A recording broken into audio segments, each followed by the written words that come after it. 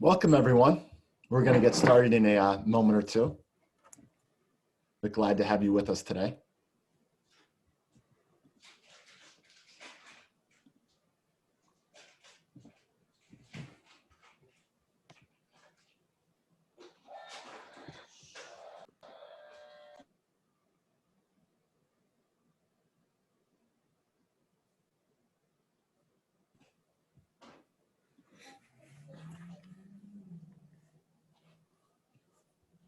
I see more people logging in. We're going to get started in about a minute.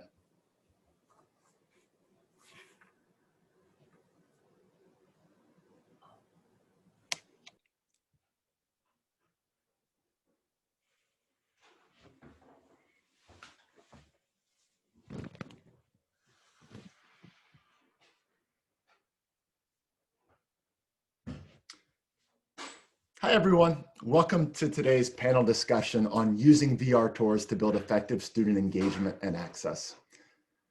Joining us today is going to be Jessica DePaul.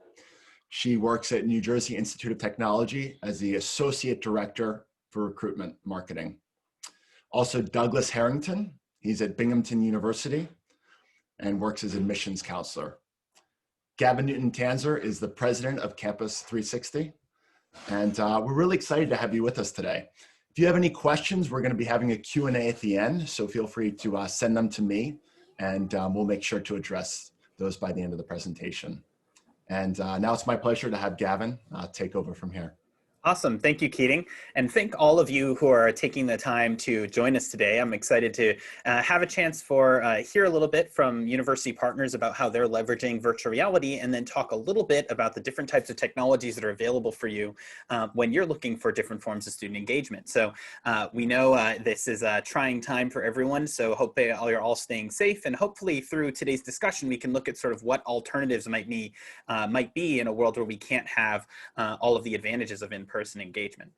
So very quickly, an overview of myself and Campus 360. We actually developed the Campus 360 platform 3 years ago, specifically when we saw growth in 5G technology and a need for students, originally international students, but now out-of-state students, and now pretty much every student, to engage with universities in a virtual setting, and specifically taking advantage of virtual reality 360 imaging technology, and how that'll now allow us for more access for students all over, particularly for students who otherwise might be have challenges for visiting a student university on campus. We are very excited to be official partners with Education USA, as well as with U.S. Department of Commerce Commercial Service, and seeing active promotion of the platform to all of them, to all of their participants in all of their regional centers. And we are looking more and more to see opportunities for international students and domestic students to really engage with the university. So if you haven't had a chance already, always encourage you to check out the platform. It's totally available and totally free to any student, any counselor, anyone who wants to look at it. But today, it's not so much about us. I think the more important, interesting conversation is when we hear from universities who've gone through the process, when they the decision-making process that they had, and why they decided to have virtual reality tours, or what was going through their mind when they were thinking about what types of locations they would choose, or challenges they faced internal or through the process itself, or even recommendations for how they would do it better in the future, or what things they're working on now. So without further ado, I'm actually going to turn it over to Jessica, who's going to share a little bit about her experience with filming a virtual reality campus tour and the things that she's learned through this process. So thank you very much. Jessica, it's all yours. Thank you, Gavin. So this is probably one of my favorite projects to talk about with everyone. So we really approached this probably about 2 years ago. We were looking for a new virtual tour. Our tour was very outdated. It basically was a cartoon rendering of the campus where people could just hover over it and read a little bit of text. So we really needed something to increase our awareness. So what we were doing was we were also at the same time looking to increase our presence in China. And one of the things that kind of preempted my working with Gavin and Sunrise was that we needed to have something that was compatible in China. So the first thing that we did was we created a Chinese website, and then we started working with Campus 360 to build our virtual tour. So as a Polytechnic Institute, we really kind of need to be on the forefront of emerging trends in tech. And we just saw that having our outdated photo of a virtual tour was not a virtual tour, so we couldn't really talk about that. And we want students to want to come to NJIT to learn about emerging trends, so we really need to be kind of at the forefront of that as well. Gavin, you can go to the next slide. So the first process, it was a little lengthy. I'm sure Doug had the same process with this, but you really need to get the buy-in from those key stakeholders. So we started right at the top with the president, then we talked to the deans. We needed to get the buy-in from each of our colleges within the university. And then we also, because I'm kind of in an interesting role where I kind of roll up under enrollment management, we do at our university have an Office of Strategic Communications, and they really kind of handle the branding. So I needed to get their buy-in as well. So NJIT is a fairly small campus compared to some others. So when compiling the lists of locations, we did have that on our side where it wasn't miles and miles of a campus. So we really need to look at the shot list, and then we created videos. And at the same time, you need to make sure that you're equitable across all of the programs and having a starting point. So we wanted to make sure that we had athletics involved, that we had all the different campus centers, that we had kind of the meeting areas, and then coordinating that with actually getting the shot and getting the classes to be opened and all of the different buildings that we needed to get into. So when we first started this was back in September of 2019 when we started filming it. So we obviously had a little more access to everything because the pandemic wasn't in place at that point. And so what we're looking at now is when we're doing reshoots, trying how to figure that out. The other piece that we kind of worked on was training our staff. So we have a lot of our admissions recruiters and the front desk staff. So basically, they're the ones that normally do the tours. One thing that we have at NJIT is we have our student ambassadors that run a lot of our tours. So we really kind of tapped into them to kind of make this as good as we could possibly get.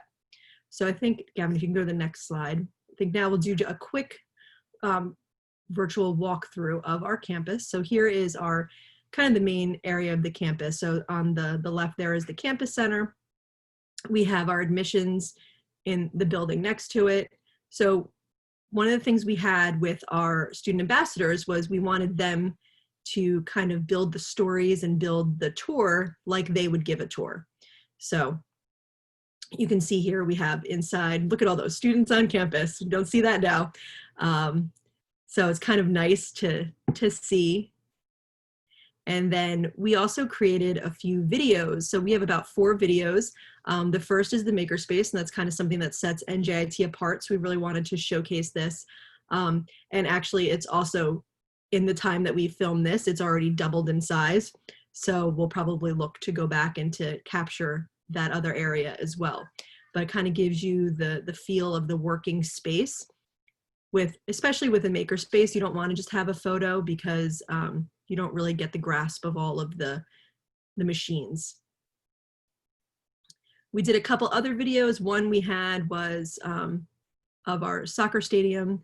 Then we had, and Gavin, you don't need to go to each of these, but we also have our one of our labs as one of the shots. So we really kind of tried to showcase different things. So the 4 videos, we had the makerspace, we had the soccer field, we also had, here's the soccer field.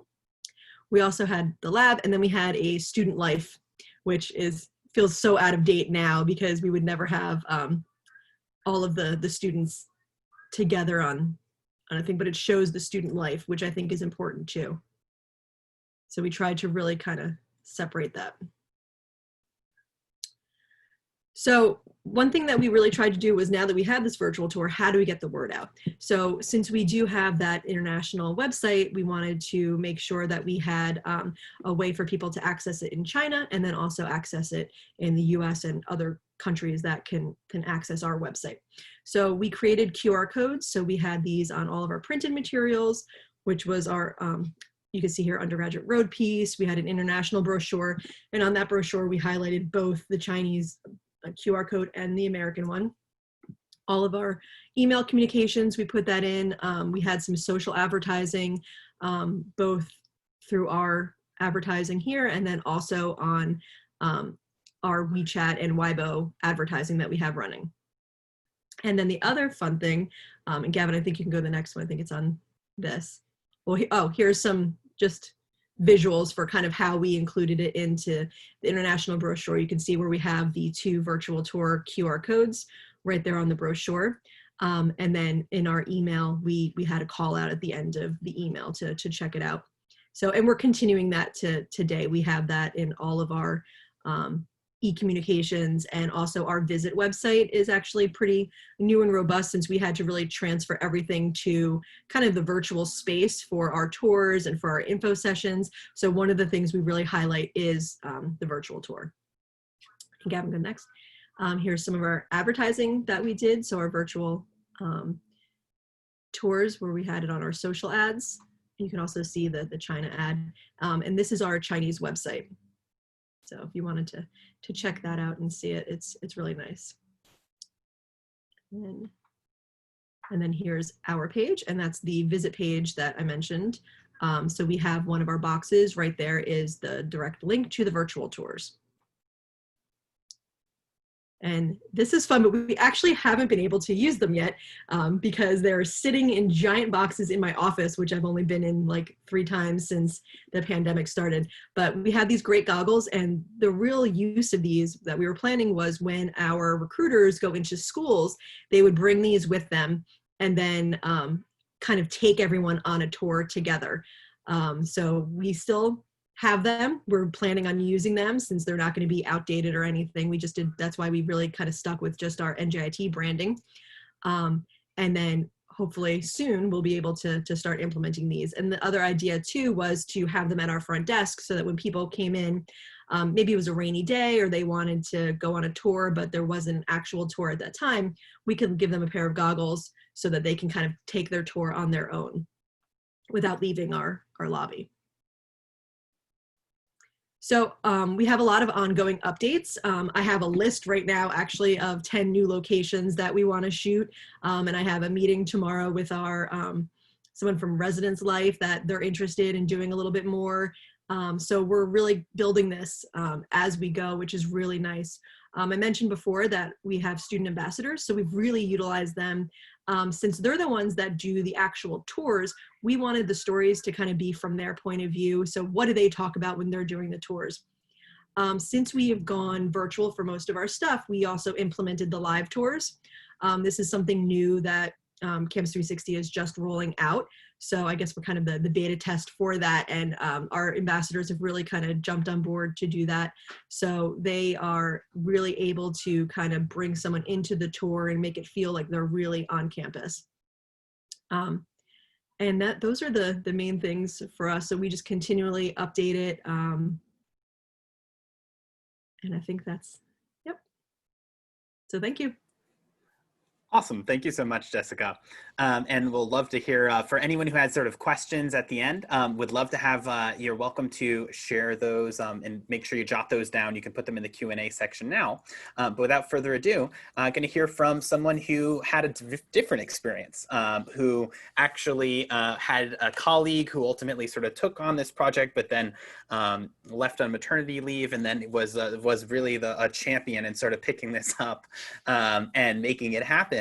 And through the pandemic, of all things. So really excited to hear from Doug and his experiences. So Doug, all yours. Yeah, absolutely. Hi, everyone. My name is Doug Harrington. I'm coming from Binghamton University, State University of New York. And yeah, Kevin kind of hit it on the head. A little bit of a different experience on my end.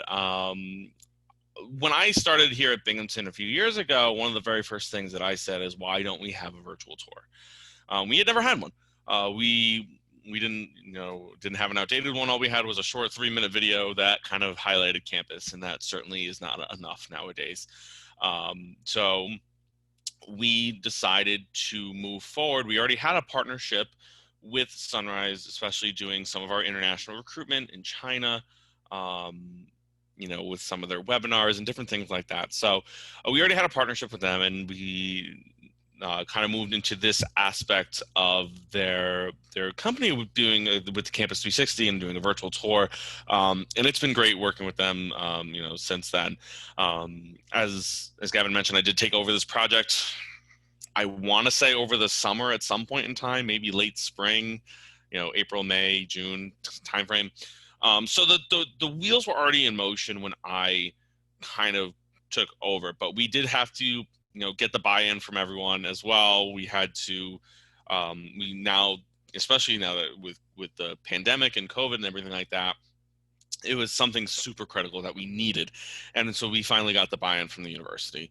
So you can go ahead to the next slide, Gavin. So like I said, why did we find the need for a virtual tour? Well, like I said, we never had one. We only had that short little video that would kind of showcase students around. We really wanted to try to get them on campus. Our campus visit program is phenomenal. We have 150 tour guides and ambassadors that love working in our office and trying to get our new students here. And students and families always love being on campus and being a part of that campus atmosphere and that tour guides and hearing those stories. And we all of a sudden lost a large aspect of our program, and we needed to supplement that as quickly as we could. So definitely in the world of moving everything virtually, from working from home, from doing all these presentations and webinars and everything like that, we needed to also try to find a way to migrate the campus tour, the traditional campus tour that's usually very lively, into a virtual setting. And luckily we did kind of have the wheels in motion already before the pandemic, which was pretty nice. And then we were able to finish everything up to get this launched pretty quickly.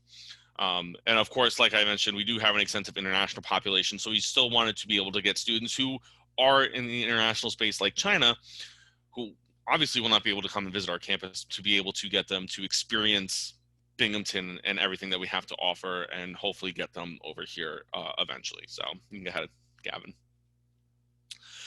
So of course, we faced an abundance of challenges from the beginning, especially with the pandemic. Our office was adapted very quickly to a virtual world, a virtual setting with all of our webinars. But we faced some other challenges. Obviously, as I mentioned, we didn't have any in-person tours, and we were looking to do virtual for a long time, and just questions that arose while doing this. How would we handle the filming? As you saw in Jessica's NGIT tour, the Campus 60 videos, like what would we do with those? Obviously, you want to be able to incorporate those because it is a highlight. You want to see students roaming around campus. How would we go around showing that, with masks? And our campus is a little bit bigger. We do have about 1,000 acres here in upstate New York. So how do we showcase all that we want to showcase that we would normally showcase on a regular tour? And of course, our stories as well, with so many different programs, and you want to make sure that everyone is included and making sure that everything is kind of covered. So lots that went into the planning phases of the actual tour. We had lots of meetings, not only internally here, but also with the Campus 360 team to figure out the best way to go about things. You can go ahead, Gavin, to the next slide. So of course, once we figured out exactly how we wanted to go about it. So I was handed the project, after I said, we basically were finalizing the contract, finding out exactly what we wanted to include in it. And then I took it over right as the contract was being signed, and then I had to run with it too. So I had to figure out what stops we were doing, how it was going to be laid out, where exactly the filming locations were going to be, what stories were going to be in there, everything like that. So in terms of filming, we worked closely with Campus 360 to find an appropriate date. It ended up being a date in early August. It was August 5th, I believe, where Keating was very nice, came up and joined us while we did the filming. So we had a nice group of us that went around our campus, as well as the Campus 360 photographer, who was based out of Buffalo, if I remember correctly. And we had 45 stops. So we had come to the conclusion that is how many stops that we needed in order to have this first tour go live, to showcase as much as campus as we possibly can, whether it be inside, outside, and all around. We not only did that, we also went down to even like downtown Binghamton and all around the local area community as well, because that's equally as important for a student. It's not only showcasing on campus, but of course off campus as well. So it did take around 10 hours. We did it in one day. Took about 10 hours to film. I think we had walked around 18 miles that day. So we got a workout in, but it was so worth it. It was a beautiful day, beautiful day. And it was just a great way. And we did have the help of our university police. They did help. We actually got an officer that day to help walk us around and actually get us into places that we didn't actually think we would be able to get into, like on the soccer field or in some areas that might have been locked. So it was really cool to have that presence and have that campus support that we had for this project, which was really nice. We had all the campus buy-ins. I had to email every single building manager of every single stop that we were going to be at to be like, hey, we're going to be here for 10 minutes on this day around this time. And of course the schedule did get thrown off, but you know, just letting everyone know you have to have that communication with your campus to make sure that, and that really helped again with having a UPD officer with us. But you know, if you're going to film and you're going to have people roaming around with a camera, you're like, someone's going to stop you. So you want to make sure to have that communication. And of course, so the way that we decided to do filming with, of course, the pandemic and everyone having masks, the day that we filmed, we did socially distance as much as we can, and we did wear masks the whole day. We didn't think that in the long term that's obviously not going to be the shot that we want to portray. You know, having people walking around in the pictures with masks and everything like that, it A, dates the tour, and B, you know, it's just not the image that we wanted to portray. So we decided to take a little bit of time when we were filming, and we decided to get as little people in as many shots as we possibly could. And honestly, out of the 45 stops, I honestly think maybe like 2 of them have people in it, which is, I think, really nice. The photographer was great in how we set up the shots. And I think we were pretty successful in taking the time, setting everything up the way that we wanted it, because you're going to want to do that, especially if this is going to be on your websites and you want to be able to sell your school with this. And so that's what we decided to do. And I think we were pretty successful with that in terms of filming the actual shots. So you go ahead, Gavin. And of course, the story creation. So in order, again, to accurately depict what Binghamton University is like, we decided to have 90 different stories as a part of our contracts to showcase as much as we possibly could of Binghamton. So we sat down, we wrote out all the different things that we wanted to be a part of the tour. Like, as you can see there, from veteran services to the nature preserve, to downtown Binghamton, to all the academics, the res life, the student life, the athletics, everything under the sun we wanted to include. So we sat down, we broke it up into different categories, and at that point, even in that planning stage, we broke up which stories we were going to put on which stops, so to make it a little bit easier for us in the long run. And we had a good amount of people working on the stories specifically. We had 5 different people. Between myself, we had 2 other people under the enrollment management umbrella. We had 2 people under our C&M team for the university working on it, creating the scripts, finding the pictures needed to put in each story. And then we actually did hire, so something in terms of recording the audio, you can do it yourselves. We decided to actually hire an external talent to record it. Except for one, you can actually catch my voice on our Campus 360 tour on one of our stops because we missed one. So I sat here and recorded it here in my makeshift office. But we did hire an external talent to record everything. And the Campus 360 team is incredibly easy to work with, especially because, you know, you get through that first draft and you're like, all right, these are all the things that we want to change. We want to cut some audio, and really, really great to work with. So, you know, we had a really good group of people working on the story, and I really, really like how everything turned out. And you'll see, Gavin, you can go ahead when we get to the next couple slides. So what we decided to do, we decided to put our tour embedded directly into our website with some Binghamton University branding. And the first thing that happens to pop up when you click on the tour, we decided to put some instructions on here just to give a student, you know, maybe who might be unfamiliar with anything, just a short little, you know, how to navigate through the tour. You can use the arrows, you can use the places, anything like that, and just how to get through. Excuse me, that's my phone. How to get through the tour itself. So if you just click that little X button, you can see that this is our campus. We have lots of different, we wanted to make sure that the opening and the welcome had a lot of great information. You can see plenty of speech bubbles and stories, everything like that, talking about our career center.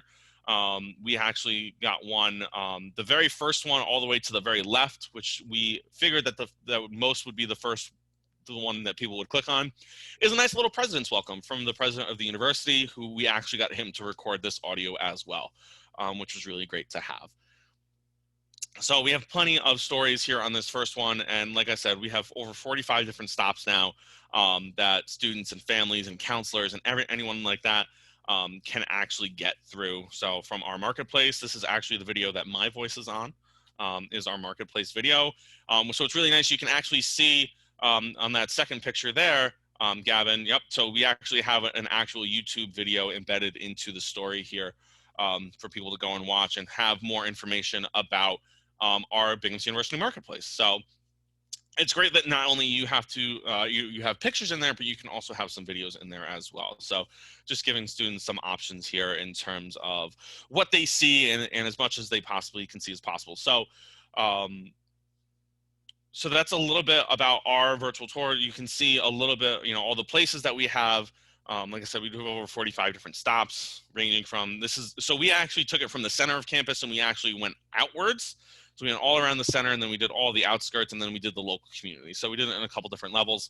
Whether it be athletics, our science courtyard, all of our res life is all right in a row, which is really nice because all of them are actually right next to each other. So our model room, everything like that. So it was a lot of fun filming. As you can see, I don't think we're going to get a better day to film again. So when we do need to reshoot, I don't know what we're going to do because it's going to have to be an equally beautiful day. We kept saying that when we were recording. So, but it was a lot of fun.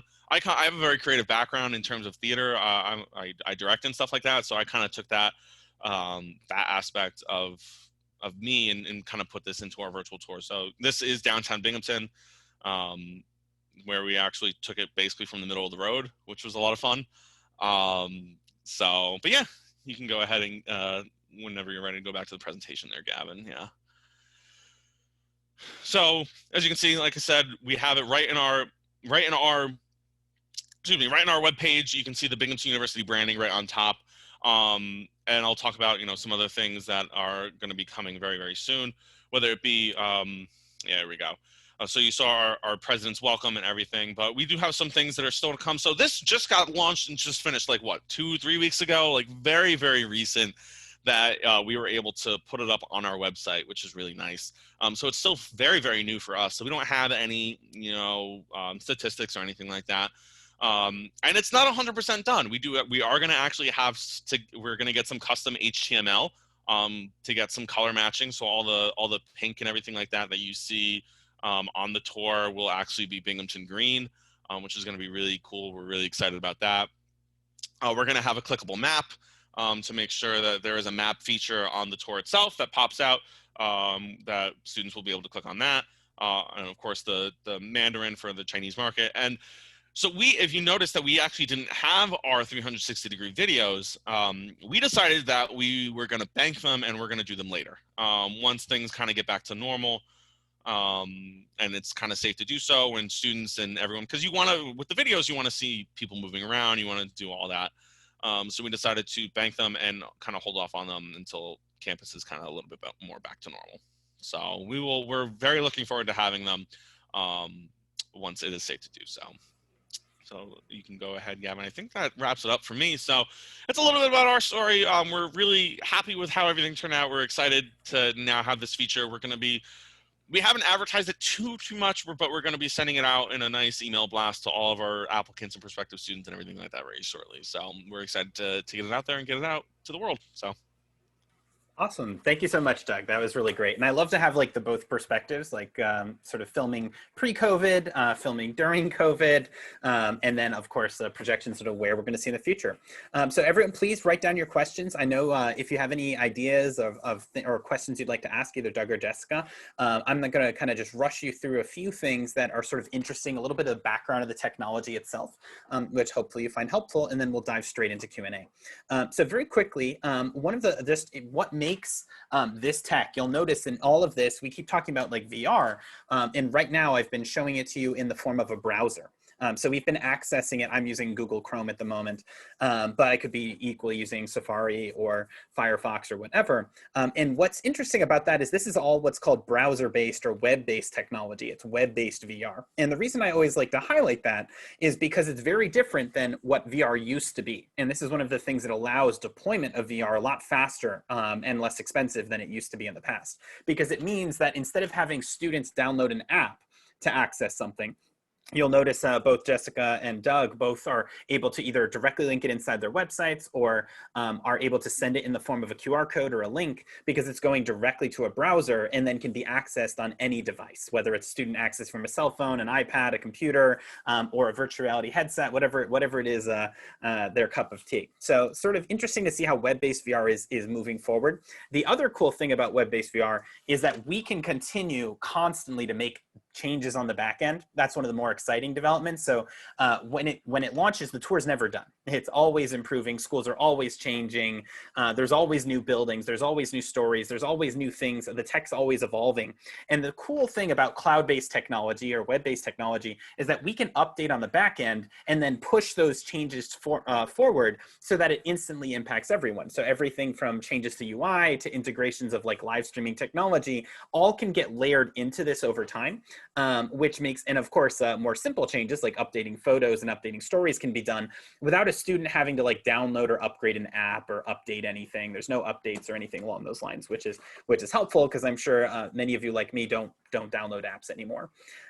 So cool things there. And it's all made possible now due to faster internet speeds. In the same way that you kind of stream Netflix, we're basically streaming the tour. So each time you saw clicking into a new location, it's actually streaming that over. That's particularly important for VR video. Because VR video tends to be a very large file. And so as these internet speeds constantly improve, VR video in particular becomes more and more feasible as time goes on. So interesting to see sort of how that's evolved and how sort of the tech's become multi-platform sort of functional. Doug and Jessica already spoke a great deal to sort of how they're using the tour, how they think about using the tour. These are just some ideas. Of course, originally, a pre-COVID world, this was meant as an enhancement, not a replacement. Like, it was never meant to stop people from going to campus. It was like, oh, if you're going to apply to like maybe these 10 different schools, before you decide which ones you're going to visit, maybe you check out more. Or maybe it's for students who can't travel because they are unable to get access to campus. Or maybe it's because you have students that are waiting in a line to talk to a college representative and they can visit in like a fun little virtual reality headset, or on a rainy day still have an option available. Of course, in a COVID world, it's become a little bit more than that. And I'd say that's something that was definitely surprising to sort of see how it can be leveraged as more of a replacement, which ultimately in the future, it's more of an enhancement. So some ideas here are emails to students that are interested in specific parts of campus to look at a dorm room, look at a cafeteria, look at athletic facilities, whatever it is. Self-guided tours are very interesting. So when the students are using a self-guided function where they can walk around themselves, or even live guided tours, which Jessica mentioned with student ambassadors. So you're still trying to bring that student voice back into the tour itself, whether you're doing that through Zoom or hopefully in the near future, our live streamed platform. So a couple things on the tech side that also are interesting. In both Doug and Jessica's case, we sent our film crew, but that isn't necessary. So there's different ways you can approach it. If you're on a shoestring budget and maybe you don't have the same high level buy-in from the campus, there are less expensive options that you can do. There are these off-the-shelf cameras that you can get for $200, $400. And of course, you're not going to get maybe the same high quality 360 definition of a professional camera, but you can at least have something. So if you're just talking about maybe doing some posts and sharing them on social media, or just getting comfortable with 360 video and pictures as a medium, I do highly encourage you to start exploring with VR cameras. The new iPhone 12 actually has what's called a LiDAR function, which basically allows you to do almost the same thing as a 360 camera. Not quite, but almost the same thing as a 360 camera. So it just goes to show you that in each new generation of cell phone, we're actually getting closer and closer just being able to do this with a phone, which will be pretty cool. And we're only maybe a year or two away from that. But in the meantime, there's different options available to you. We do have something called a DIY guide. For those of you that are just getting started or want to have a taste of what this looks like, you can download it. It tells you basically, so it echoes some of the things that we talked about with that Doug and Jessica both mentioned, some strategies, some things you can do yourself, and you're welcome to send us up to 6 images, 6 locations, and we'll upload those 6 locations for you. So you can get a taste of what this might look like as you're getting started. And again, you can do that with just one of these simple cameras. It's just at least to get started. Of course, one of the fun things about VR is how the rest of the virtual world is embracing this tech. Jessica had mentioned this a little bit, but let me show you very quickly how this can be embedded into social media posts. So I'm just on a Facebook page as an example, and 360 content can actually be embedded directly into social posts now on Facebook. This was already true in China on Weibo, but is increasingly becoming true on Western social media as well. And so now you're going to see you can actually boost beautiful locations of campus, labs, facilities, whatever it is that you want to share. You can see it's some nice autumn days here. Definitely you see people, so if you kind of dates the photos a little bit. But it gives you an idea of sort of how this content can be embedded into really interesting social media posts. Let me go back. Of course, there's the VR headsets. They're always a lot of fun. Right now, they only really can function as mailers. I'd say the one nice thing about them is they are disposable in a sense, though you probably should recycle them, which means they're kind of COVID friendly in that respect. But these are just cardboard devices. We design them from everyone so that ultimately when fairs begin again, you can have your counselors pass them out and use them however they would like. Now, this is something that I'm very excited to share. This is an example of our new interface. It's actually going to be going live. I took New Jersey Institute of Technology, Jessica's schools as an example to show you. We're about to launch this, and it automatically gets pushed to everyone. It's basically a new UI interface so people can more easily access different stories with like pop-ups when they want to open them, or different locations so they can actually see a mini screenshot or see the map in the bottom right-hand corner, and just get in general a little bit more lined up with user-friendly experience. So excited to see those launch, that coming very, very soon. We're working very, very hard on it. Unfortunately, some of our engineering team did unfortunately get COVID, and that kind of set us back a bit. But otherwise, we're kind of back up and kicking. Everyone was okay, and excited to see that going. Some other exciting, I just want to show 2 last bits of exciting future-facing technology, like what to expect in the near future. This first one is called augmented reality. Augmented reality, I'm sure some of you are familiar with Pokemon Go, where you can hold up a cell phone and catch Pokemon, basically. Of course, the Pokemon aren't there, but they're being impressioned on top of the physical world. Well, we're now at a stage where we're working on technology that allows those stories that Doug and Jessica featured, where you can see those pop-up stories actually appear on your physical campus. So someone actually coming on campus in a non-COVID world could hold up a cell phone and see those stories and interact with those stories if they're in that physical location as well. So just to show you a very quick example of what that looks like. So that would be an example where someone logs onto your university website, but instead of enabling VR, they're going to enable AR. So we just made a silly AR button. So they would press it and it's going to open up the camera. And then instantly you can actually see the stories actually projected on top of the physical location itself. And so that a student, this is a cell phone view, just opened up directly from a web browser, and they're actually able to see those stories. You can see people walking around in the background, but they're seeing this through the phone and can interact with those stories the same way they would in the virtual tour, just because it's using image matching to know the difference between a physical location and the tour location. So every time we update locations in the virtual world in the virtual tour, they can be updated on the physical world as well. This tech is brand new. It's called location-based AR. It's new in every industry. And so we're really excited to sort of see how that goes and see sort of how that technology evolves over time. Last but not least, I'm going to share an example of what's called live streaming technology. This is something that Jessica and her team has been our guinea pigs, and they've been super good at helping get this off the ground. And so I'm going to go ahead and share a quick little example of what that looks like.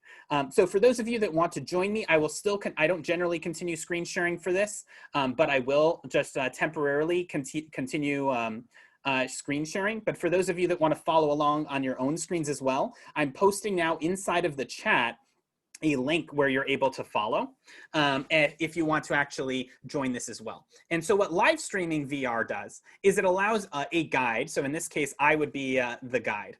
I'm going to go ahead and turn my video on. I'm doing a very big no-no. I'm not supposed to be in Zoom and in this at the same time.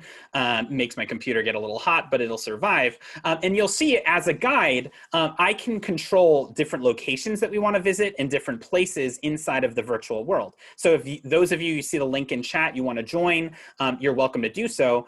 If you did, I'd see you in participants in the same way that I would in sort of an engaging experience. And so in that way, the students who log in or the parents that log in still can control that experience.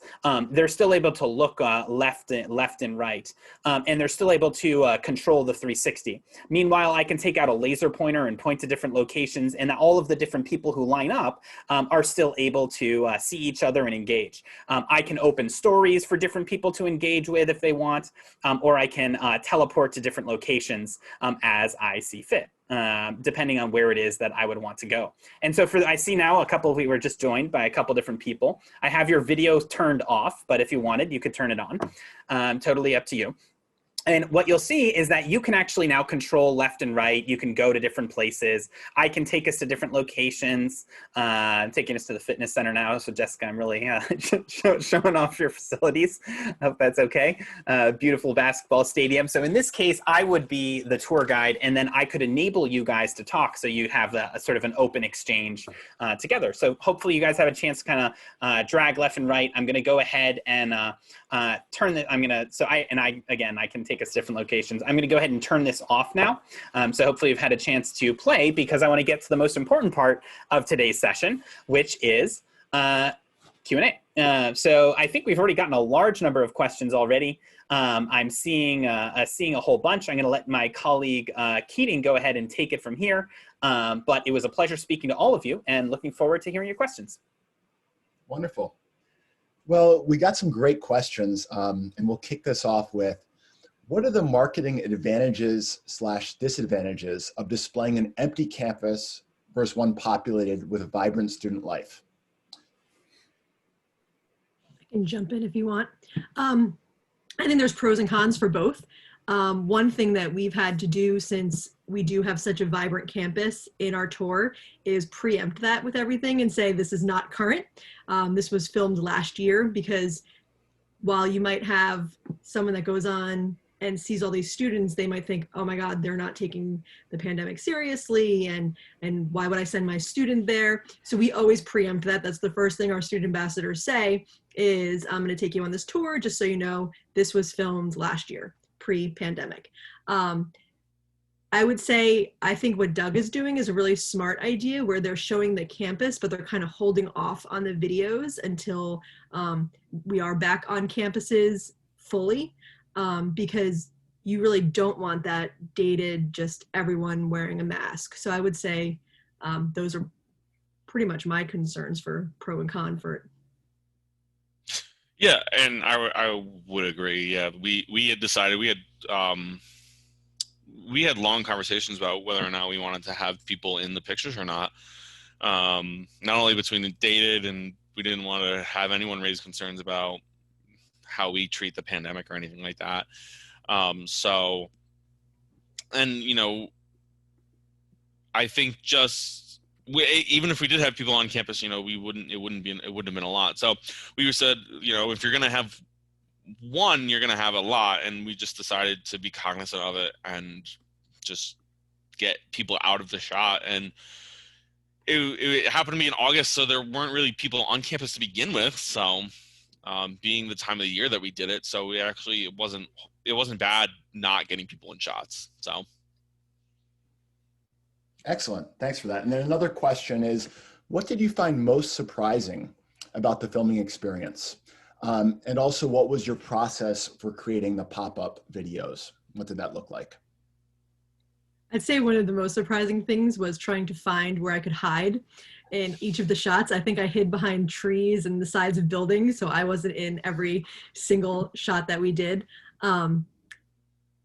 And I would say for the process for the videos was a little trickier, because when you're just taking a still photo, it doesn't matter if there's like a wall in behind you, but when you're really doing the video, you want something engaging all the way around. So the biggest, I think, hurdle that we had was when we were in the labs. So when we were shooting our video for the lab, there were a couple areas that we kind of wanted to do, but 75% of the shot would have been a blank wall. So we decided to go in a different area.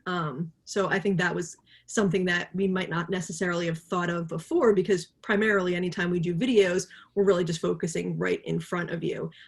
This is something that you definitely have to think of. It is 360, so be cognizant of that for wherever you are on campus.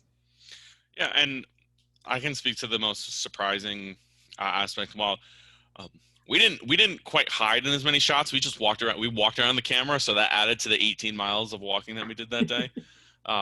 Keating can attest, running around the camera a couple times. But honestly, seeing parts of your own campus that you might not have seen before.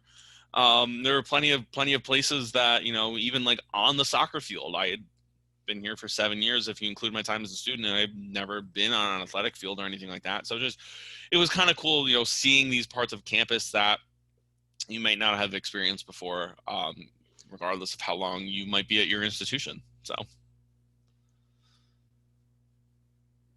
Very helpful. Thanks for that. Next question is, what was the timeline for completing the 360 tour, start to finish? And Gavin, maybe you can also chime in on this in terms of what that typically takes. I don't know when we started the process. Like I said, I got brought in a little bit later. We were going back and forth in regards to contract, and we got the contract signed over the summer for Binghamton. And I don't remember the exact day. I want to say again, like June-ish, we got the contract signed. And then we spent the next couple months I was going through the tours. I was presenting it to our staff to find out which stops, you know, should we keep this stop? Should we take this one out? Should we replace it? You know, etc. And then once we finally, we finalized what we wanted to shoot, we decided I reached out to Campus 360. We found a date. It ended up being early August. We recorded. We got the pictures back. We got the 360 pictures back, I think, in a week and a half. I was very surprised and impressed at how quickly we were actually able to get the pictures back. And then, so pretty much from mid-August to, to October, we worked a lot on, between our marketing team and everything like that, we were working on the stories. We were working on getting the right pictures, getting the scripts finalized, working with the external talent to record everything. And then we were able to send it. And then, but by the time, we did all that, and then I did the first walkthrough of it, found the things that we wanted to change, did a second walkthrough, everything like that. So we were, early November, we had a product that we could then put on our website. So like I said, I don't know when exactly we had started the conversation, but by the time that I brought in, which was, like I said, right before we had signed the contract, so that we signed the contract in mid-June to early November was the time frame in terms of filming, editing, getting the stories up, getting the scripts, the audio. So a few months, at least that was our timeline. Ours is pretty similar. I just looked up my emails. So it looked like the end of July 2019, we signed the contract. We shot everything in September, and we were pretty much live at the end of the year of 2019. So it was a little bit back and forth with us for stories, because we even continually went to edit it afterwards. So even when we went live with everything, we basically rewrote a lot of the stories. We had a couple areas that were there was like a lot of construction. So we had like a giant dumpster in one shot. So we actually already had a reshoot of a few things, probably, I think this summer, I think in August, we did it. So it's an ever evolving thing. So I wouldn't even say that it's done now. And the reason that, one, we're shut down right now. There's no one can go into Newark for 10 days, but we want to reshoot things. But we had such a beautiful day as well that we're not going to go back and do it now. So we have to wait until it actually looks very similar outside to do that. Yeah, I think both of them, those are both excellent overviews, Jessica. General time frame is, I mean, exactly what they said. Once started, it's identifying that film date. The filming's fast. Once the planning is done in advance, though that initial planning is very important. The more planning, I mean, we cannot do enough planning. Regardless how much planning we'll do, there'll definitely be things that need to be added. I'd say listening from as many stakeholders as possible is helpful, though I know that it almost inevitably happens that people don't think about things until afterwards. So we film, then you get everything goes online. That happens relatively quickly. Then it's about identifying the arrows, the placement arrows. So linking shots together, what we call map stitching, and then integrating stories. Now, once the map is stitched, it technically can go live. And that's generally what we recommend. Like you do sort of a soft launch with just sort of images, and then you continually can edit locations, edit order of photos, add stories, upgrade different features, embed it in your website in different ways. It constantly is an evolving development. So basically, how long does it take to like get it off the ground? Maybe 2 months, maybe a month and a half, 2 months.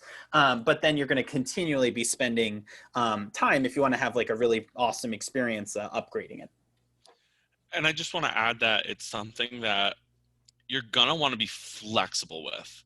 Have some backup stops in mind, because just an example to use, the day of filming, we wanted to film some of our dining halls. Well, when we got there, they were all being cleaned and COVID prepped and everything like that, being August. And so it was not in any shape to shoot anything in there. So we had to adapt, and we had to pick some other spots on campus that we were going to replace those stops with, while also getting the content that was going to be on those stops in the tour. So maybe, think of some backup stops just in case.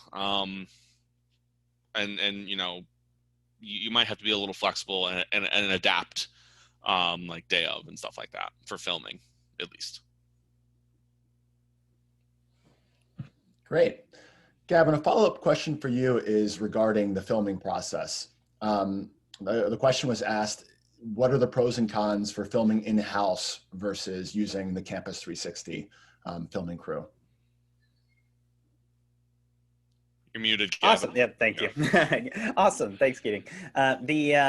So the biggest difference is cost. So you can save a good amount of money if you film yourself, as long as you feel comfortable doing it. We will tell you what camera to buy. You'll just have to have a representative on campus who is sort of able to take charge of that process, and we'll work with them in the same way we would if we were coming on campus to film. So it's more like getting the camera and making sure you have someone who's able to do it, etc. A good camera ends up costing now roughly not quite industry grade, but close, around $1,000 to $1,200 or so. If you want to get like a top of the line camera, they go upwards to $6,000, $7,000, at which point it might not be worth it.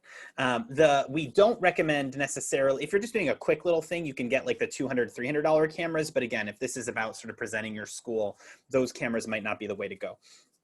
So the biggest thing I would say is definitely a little bit of cost savings, and then that would be a piece of it. The second is it does, for inevitably, I will say, every single time we have a school filming themselves, the tour process takes longer. I think that's just due to sort of, I mean, we can't just like drive it, I guess, the same way. Be like, we're coming on this date, it has to be done. And that helps like get it done. Whereas it feels like it drags an extra 4 weeks, 6 weeks for schools that are filming themselves. The third is if you ever plan on doing augmented reality, that location-based portion, it is important that we handle the filming, because we have to use a super high definition camera in order to make location-based work in the future. So if that's something you're looking at in the future, that's it. However, where I recommend filming yourself, if you're just on a shoestring budget, you have to keep something sub like 10K or like around like at the lowest end, which is roughly like just under 10K to get something developed, that is something you can consider. It depends sort of what the biggest priority is at the time. And Gavin, can you elaborate a little bit more about cost range for a typical project? Yeah, absolutely. So, like I said, at the the earliest entry level stage, well, first, I guess you could just buy a $200 camera and send us 6 photos, which which would be inexpensive, though obviously limitations there. You could, if you're filming yourself and we're just doing an initial engagement, it's roughly $9,000 or $10,000. And then it can go upwards to 20 or 25,000 in the higher range if you're doing additional add-ons, special types of customization, if you want live streaming, if you want certain special features that are built into it, or if you have a big campus and you need more photos, you need more stories. So it gives you an idea of what that range can be. But generally, we do our very best to keep it as affordable as possible. I'd say one of the things that we do is we keep our renewals also really, really low. And that's something we intentionally did because we want we want people to, once it's built, and we continually upgrade on the back end, but we want any additional dollars that people spend going directly into the experience and promoting it and doing whatever they're doing. So it is a little bit of an upfront spend, but afterwards it drops way down, basically just covering server costs and upkeep. So there's that as a benefit as well.